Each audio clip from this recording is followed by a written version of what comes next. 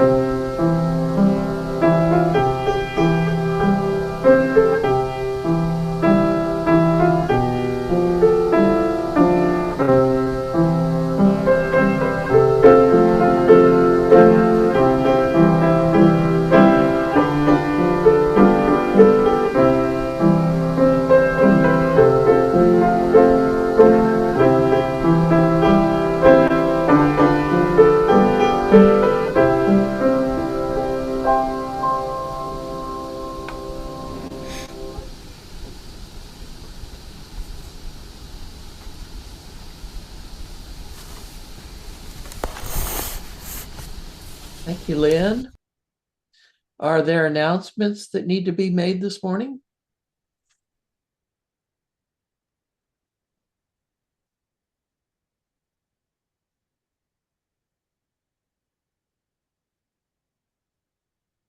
How about joys and concerns to share this morning?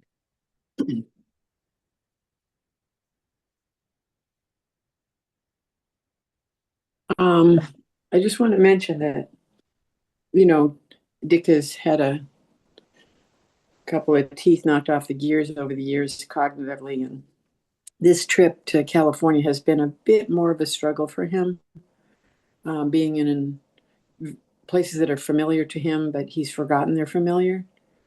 Um, and and I just am so struck by how brave he is about it. He just picks up and carries on. He's just going to do his routine. He's going to do his thing, and you can tell it bothers him, and he talks about it.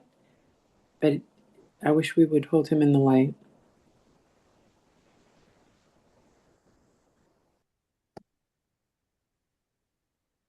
I have a couple of joys. Friday, favorite grandson Drake, his wind ensemble was in a contest and they won gold, and Drake had a solo. I was very proud. And Saturday, yesterday, was his 18th birthday, and we all went out for a family dinner and went to our favorite Mexican restaurant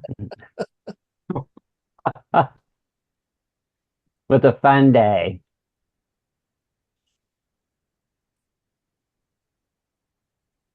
Claro, when Joy, the I'm really grateful for the team of counselors that will be at the Emerging Friends camp. I like it's really wonderful people, and see them, they don't know each other, but I know that they are fabulous, and they will, just the thought of getting them connected is just, great. And yeah, I'll and yeah, please hold the camp in prayer. And if you have people who, we are still looking for campers, so please.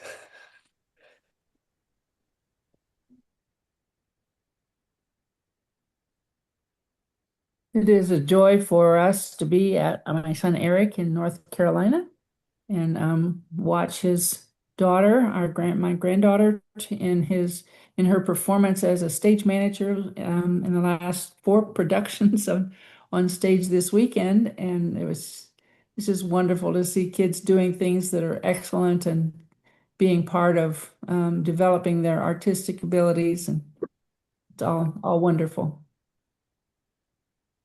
Oh, and we had a great time when the first cousins a few days ago when we were in Brevard with 22 of us, 11 estates represented, and our first cousins had a wonderful visit with each other. Well, my granddaughter Emma met my youngest son Matt and his wife Jenny's daughter will graduate tomorrow afternoon from University of Indianapolis, and she is in a medical degree and has been accepted at Rush in Chicago for a year of training and study there. And this weekend, she's a long distance runner and she ran all through high school at Monrovia, and now finishing up running at University of Indianapolis. And they were in Bolivar, Missouri for a big track meet. And on Thursday, I think it was, she ran the 10,000 meter and improved her time 1 minute and about 39 seconds. And she ran another race on Friday, the 5,000, and she was very tired. Her legs were so worn out from the race the day before, but she still almost did her best time on that race as well. And she loves running and she loves to study, and she's on her way to be a doctor.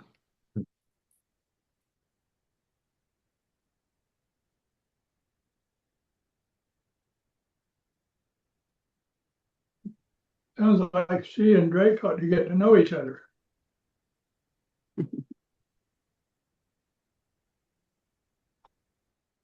Just a little vignette. Yesterday on the street, I ran into a young man who was carrying a giant bag of roses and peonies and beautiful flowers. And he told me that his wife was graduating from getting her master's, and he just was incandescent.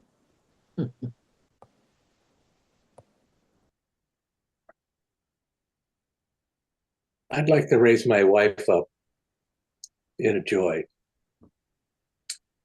Reason we haven't been here for the last couple of weeks is because she is doing a project with 3 churches and a synagogue in town.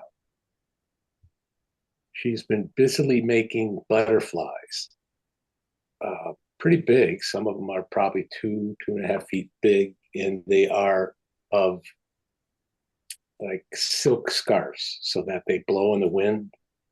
They're absolutely beautiful. And it's really working. It's the groups are really coming together. So she's quite an amazing woman.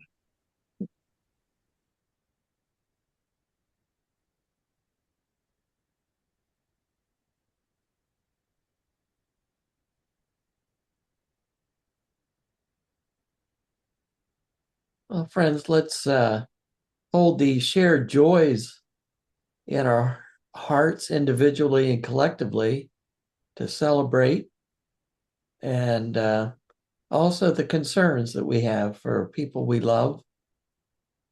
Let us hold those as well and lift them to God in whatever way you do that. We'll enter into some centering silence, and Myron, as our worship leader, will then speak out of the silence as he feels led.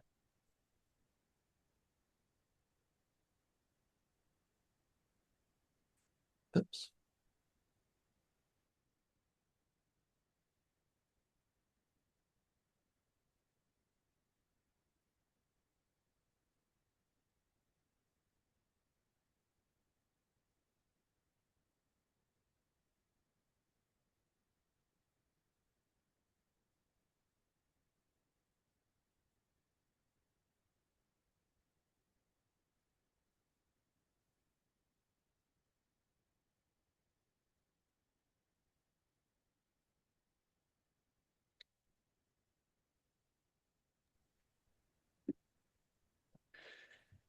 Friends, it is a blessing to be here with you this morning. And I want to take close attention to the world around us this morning. When sometimes we feel a profound contradiction, um, we live in an era of unimaginable technological advancements, instant digital connections, um, and things that our grandparents couldn't have dreamed of. And yet, in the midst of this, uh, there is there is something that persists in the human heart. And I want to begin this with a reflection by Martin Luther King. Um, and it says, "We have learned to fly like birds, to swim like fish, but we have not learned the simple art of living as brothers." And tonight I'm not talking about theology, but like to learn how is that simple art that Dr. King mentions. Um, and I'm here to ask why, if we have so much technological stuff, we sometimes keep stumbling in the darkness of our prejudices. Um, and to illustrate this, I want to talk about a time in South Africa at the beginning of the 20th century, where a young Indian lawyer, educated, brilliant, but marked by the color of his skin in a racist society. His name was Mahatma Gandhi. During these years in South Africa, long before he became the leader who would liberate India, Gandhi was deeply attracted to the figure of Jesus. He read the Gospels and found in the Sermon of the Mount the revolutionary force that resonated with his spirit. On a Sunday morning, moved by a genuine spiritual quest, he decided to attend a Christian church service. Um, I wanted to see how this follower of Jesus lived out that radical love that the scriptures spoke of. However, upon reaching temple's entrance, human reality collided with the divine truth. Um, the ushers, white men who surely consider themselves as good Christians, physically blocked his way, and they looked down on him and say, "Where do you think you're going, Kafir?" using a deeply offensive racial term. They told him, "There's no place for you here. If you want to worship, go and do it with your own." Gandhi, his dignity intact but his heart wounded, turned and left. He never converted to Christianity. Later, he would say a phrase that has haunted, well, at least officially, he never converted to Christianity. But I think the Christ was on him.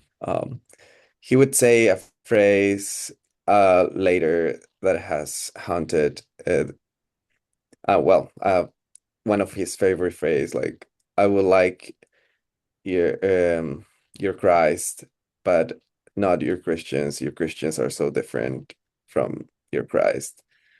And I want now to take a look at James 2:1-13. James, the brother of Jesus, writes his letter to a very specific community. Elsa Tames, in her book, The Scandalous Message of James, reminds us that James writes to the diaspora, a group of immigrants who had to flee, people who lived under the hostile pressure of the Roman Empire. And they went through suffering, poverty, and persecution. Imagine the scene that James describes in chapter 2. The community gathered in what the Greek text calls the synagogue, and this place was not just worship, but it was a community, a kind of community court, council where important decisions were made, and justice was meted out. Two men enter. The former is described as a man with gold rings, splendid clothes in the ancient context. The gold ring was a symbol of power, of Roman equestrian authority, of someone who could buy and sell lives. It was represented the system that oppressed the believers themselves. And the second man entered with dirty clothes, and the Greek word James uses here is dokos, which doesn't simply mean someone from a working class, but someone in total destitution, a beggar, someone who has absolutely nothing and depends on charity to survive. And what does the community do? And here is the scandal. Like, the ushers say, dazzled by the glitter of gold, run towards the rich man and say, sit here, take the place of honor, the comfortable place, and the poor. And to the poor, to that brother who's living in the image, who's financially poor, and vulnerable, they said to him, they could have said, stand here, but they said, sit on the ground under my footstool. And notice the violence of that phrase, like, under my footstool. Your place is to be under my feet. Your place is total submission. You have no say here.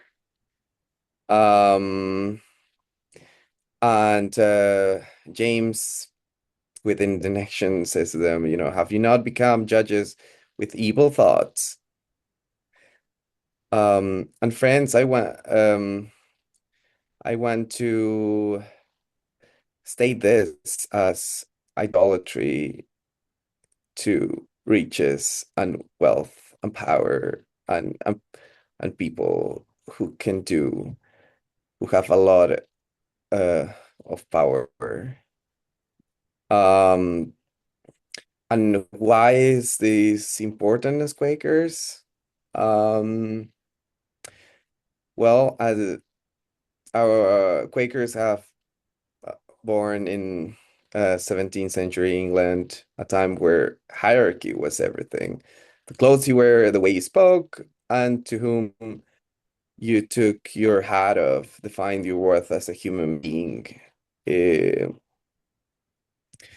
But George Fox and early friends, I believe that read James quite seriously, that if the Christ is the light that illuminates every human being who come into this world, based on John 1:9, then to bow to man for his wealth was to extinguish that light, to take that equality from everyone and strip it away. It was to say that that power is worth more than the presence of God in a person. Um, and the early Quakers decided to not take their hats to anyone, not even judges or kings. They decided to use thee and thou form for and refuse the language of your excellency or that kind of language. Came down from a spiritual act. And William Penn, who is believed that he asked George Fox, like, how long do I must continue to use my sword? And Fox said, use it while thou canst.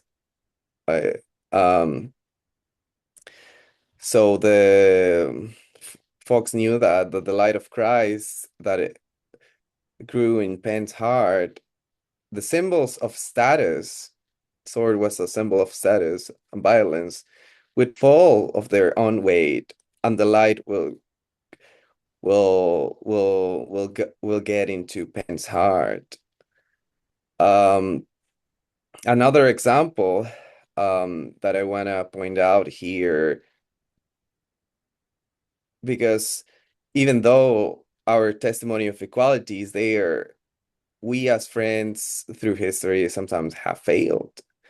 Sarah Mapps Douglas in We Are Your Sisters, Black Women in the 19th Century, recounts the experience of her mother in a Quaker meeting in the 19th century when Quakers were into the anti-slavery movement.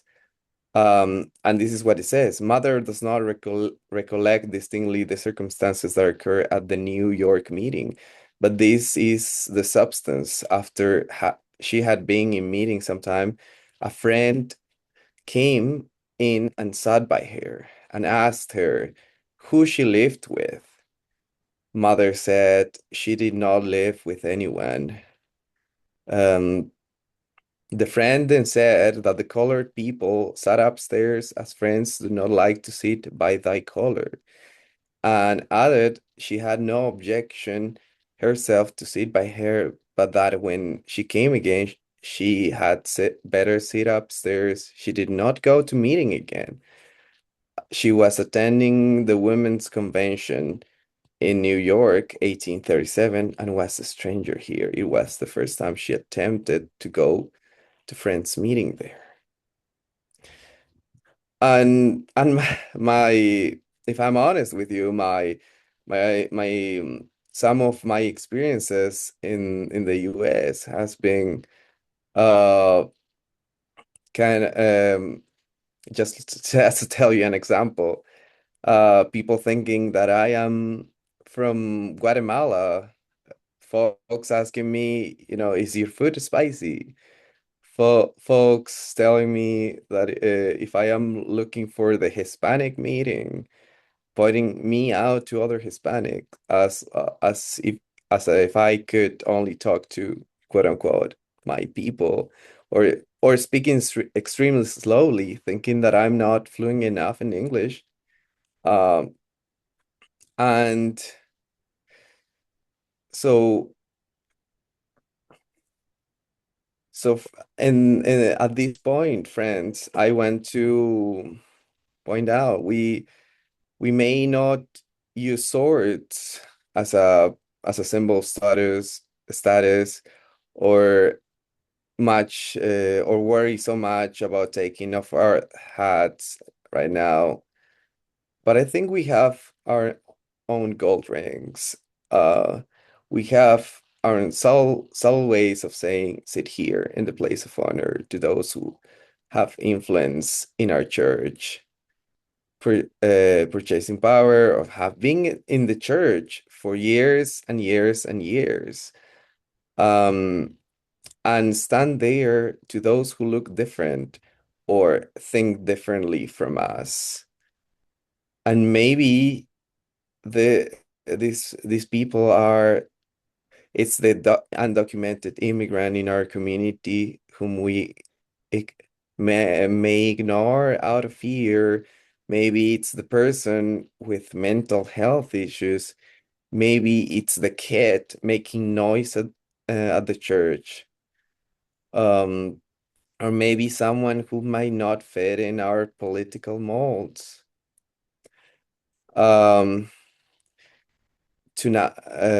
Today, I want to invite us to go into the to talk about to get into our testimony of integrity. As John Woolman in his journal said, like, to have an inward conformity of the will of God, who is no respecter of persons. Let's not be the church that closed its doors to Gandhi. Let's be an open door, a welcoming church, a community.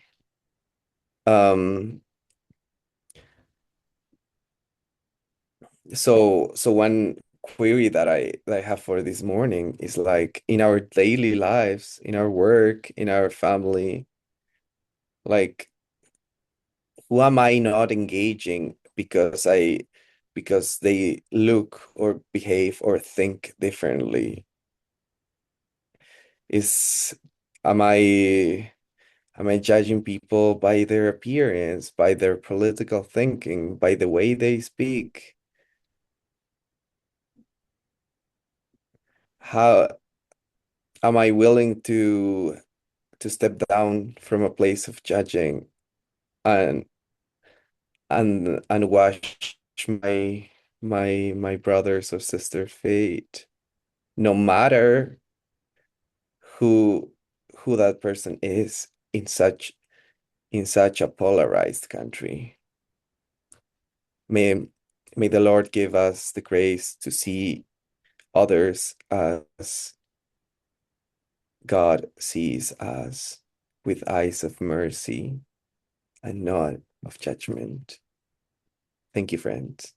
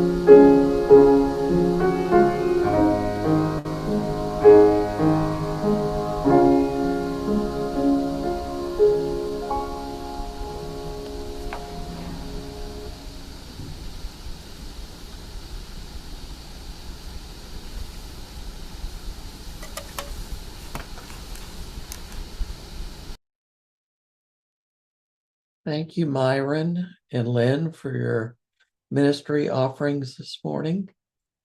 We'll continue with unprogrammed worship for those who can stay. We know others have obligations, they must leave. We wish you Godspeed this coming week and God's blessing on you.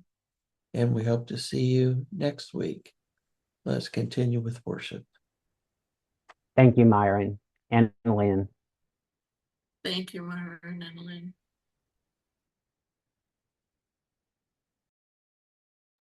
Yes, thank you, Myron and Lynn.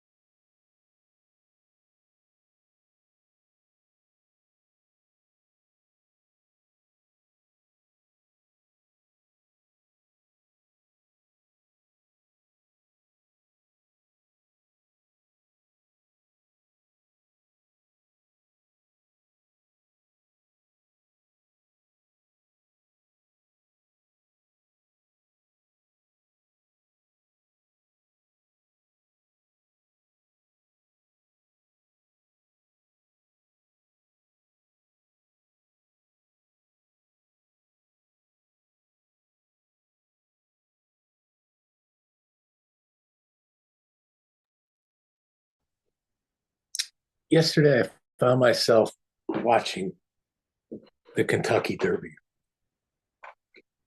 The privilege is absolutely disgusting to me, but I love these creatures. The horses are just God's gift for us. They're like big dogs. They love, they understand us. They communicate in their way. And here's the highest pinnacle for a horse. So I found myself watching it.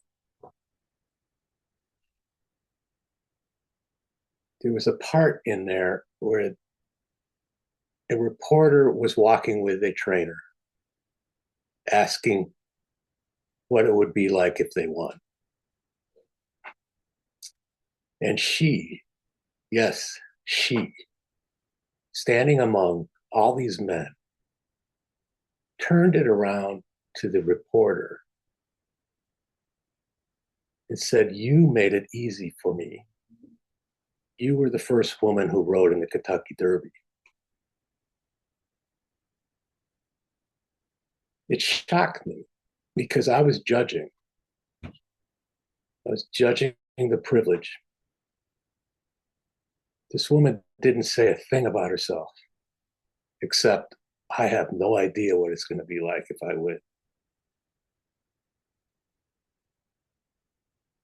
And then I found out that the rider was a poor kid in Puerto Rico.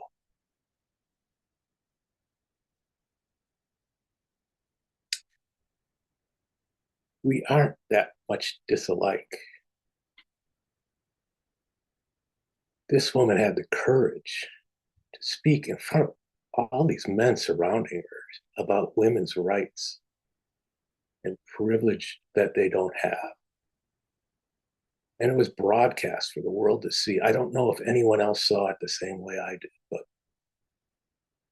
I found tears rolling down my eyes. I find them now. God was present there. If he wasn't there, there certainly was an angel above him. We speak about the devil so much in this world that we don't recognize the angels. That angel showed me that my judgment needs to be looked at again.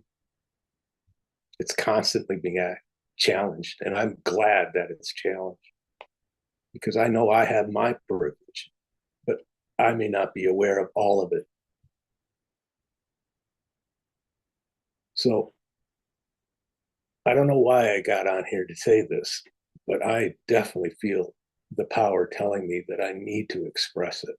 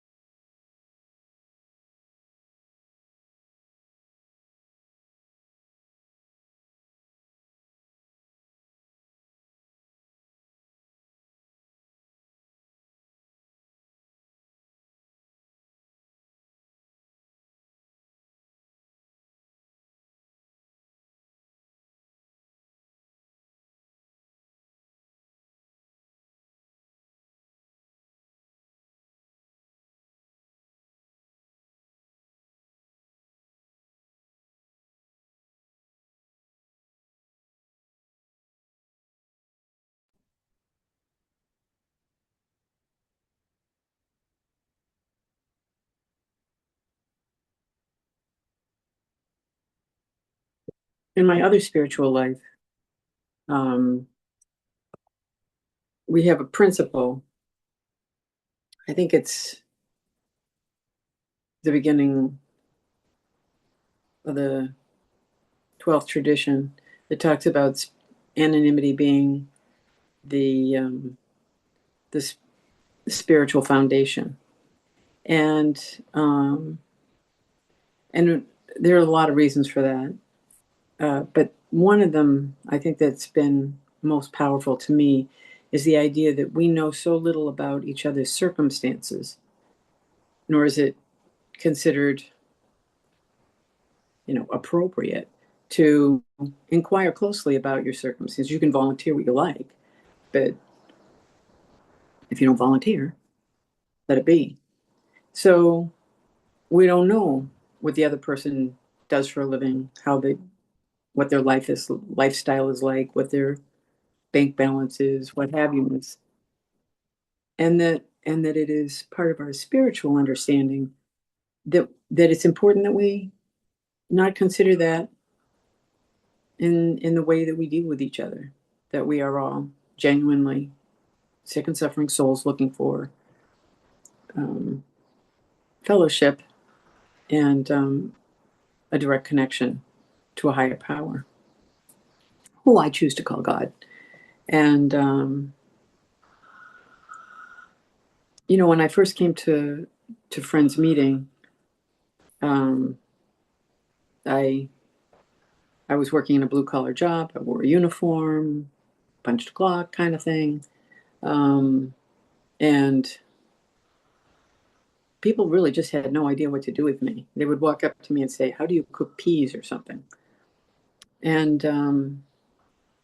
but, I came from a place where when you go to those consciousness raising diversity things that we used to do in the 90s, I'm sure they don't do it the same anymore, where you all step forward for certain questions. And, I'm always like way ahead of the pack on privilege, not wealth, but privilege. And, or not then anyway, on wealth. And, you know, I would feel put upon that people couldn't figure out what to do with me. But I came from a place, So it's so hard to know how to sort all those things out. And so the simplicity of leaving it all at the door and letting go of it. One of my very favorite meetings, a place where it's like a windowless little room in a hospital. And it was like a holy space to me. We were, on Friday nights. And in that meeting, we had somebody that who was really to the equivalent of a weighty friend. And I didn't know for years that she was homeless. And that, I don't know whether or not it's good to be oblivious or not, but it certainly was equal. It was a good means to achieve that true community that is necessary for me in a fellowship.